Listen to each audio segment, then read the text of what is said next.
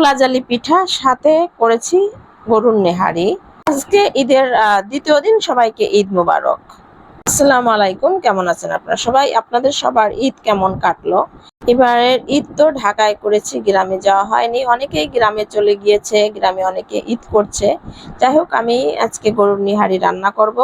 আর নিহারির সাথে তো খোলা জালি পিঠা এটা থাকবেই, এটা না হলে একদমই হবে না। আর সাথে চিতই পিঠাটা একটু চেষ্টা করব, যদি হয় তাহলে তো কোনো কথাই নেই।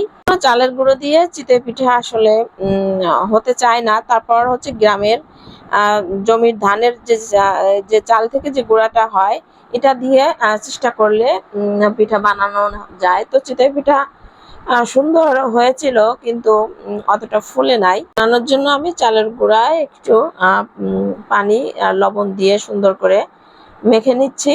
আর এখানে আমি ডিম দিয়ে দিব। আর খোলা জালি পিঠার মধ্যে তো ডিম দিতেই হবে। আর অন্যদিকে আমি গরুর পায়াগুলো 2 দিন ধরে একটু পানি দিয়ে জ্বালিয়ে নিয়েছিলাম। আর এটা তো সাথে সাথে রান্না করা যায় না, একটু 1 দিন অথবা 2 দিন একটু জ্বালালে ভালো হয়। তো ফাইনালি ভাবে আমি ওটা রান্নাও করে নিয়েছি, সব ধরনের মশলা একসাথে দিয়ে পানি বেশি করে দিয়ে নামানোর আগে একটু আটা গুলিয়ে তারপর একটু রান্না করে নামিয়ে নিয়েছি। তারপর প্রথমেই আমি একটু চিতই পিঠা ট্রাই করে নিলাম, যে যদি হয়। চিতই পিঠা আমার একটু খেতে বেশি ভালো লাগে, আমার পছন্দের খাবার। খোলা জালি পিঠা থেকে চিতই পিঠাটা একটু বেশি পছন্দ করি। তো চেষ্টা করলাম যে 1বার অথবা 2বার দেখি হয় কিনা। তো পিঠা সুন্দর উঠে গিয়েছিল, কিন্তু অতটা ফোলেনি আর কাঁচাও থাকেনি, সিদ্ধ হয়ে গিয়েছিল, খাওয়া যাবে আর কি এরকম। তারপর পিঠার চিতই পিঠার সাজটা আমি চেঞ্জ করে খোলা জালি পিঠা বানানোর জন্য খোলা গরম করে নিলাম। তারপর তো খোলা জালি পিঠাগুলো সুন্দর করে উঠেও যাচ্ছিল। আর খোলা জালি পিঠা ঠিক যেমন পারফেক্ট হওয়ার কথা সেরকমই পারফেক্ট হয়েছে। আর খুবই সুন্দর হয়েছিল, সফট। আর পিঠাগুলো এত সুন্দর হয়েছিল যে যেদিন বানিয়েছি তার পরদিন পর্যন্ত রাখা যাবে, খুবই নরম তুলতুলে থাকবে।